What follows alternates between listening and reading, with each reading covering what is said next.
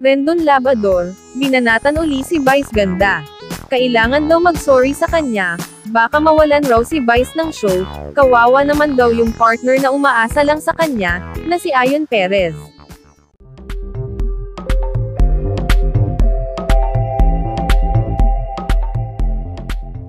Ayaw pa ring tigilan ng social media personality, at motivational speaker na si Rendon Labrador, ang phenomenal box office star na si Vice Ganda. Ang gusto kasi ni Rendon, ay mag-sorry sa kanya ang TV host comedian, para sa kapakanan at katahimikan daw ng bansang Pilipinas. Idinaan ng kontrobersyal na social media personality sa kanyang Instagram story, ang panawagan niya kay Vice Ganda, at nagbigay pa ng password na pwedeng sabihin ng veteran TV host, para maging maayos na ang lahat. Tandaan mo ang password para sa katahimikan ng Pilipinas. I'm sorry Rendon, hindi ko na uulitin, ang nakasulat sa IG story ni Rendon. Hirit pa niya sa Unkabogable Star, baka mawalan ka ng show dahil sa pride mo. Kawawa naman yung partner mo na umaasa lang sa'yo, di ba? Hindi pa rito na kontento si Rendon, dahil nag-post din siya sa IG kung saan lantaran niyang inutusan ang It's Showtime, na mag-issue na ng public apology. Ang nakabalandre sa Instagram story ni Rendon, ipakita mo sa mga taga-suporta mo na karapat-dapat ka sa suporta nila.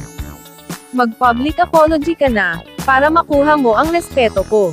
Madami kang taga-suporta na mahina ang utak, tulungan natin sila, ang matapang na hirit pa ni Rendon. Ang punto ng pangangaral ni Rendon, baka raw makatulong ng malaki ang simpleng paghingi ng sorry sa publiko nina Vice Ganda at Ayon Perez, matapos silang parusahan ng Movie and Television Review and Classification Board o MTRCB.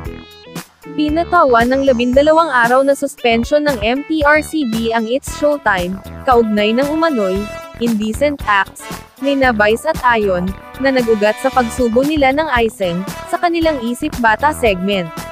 Nilinaw naman ni MTRCB Chairperson Lala Soto, na hindi siya kasali sa mga MTRCB officials, na bumoto na suspendihin ang airing ng Showtime, sa loob ng 12 araw.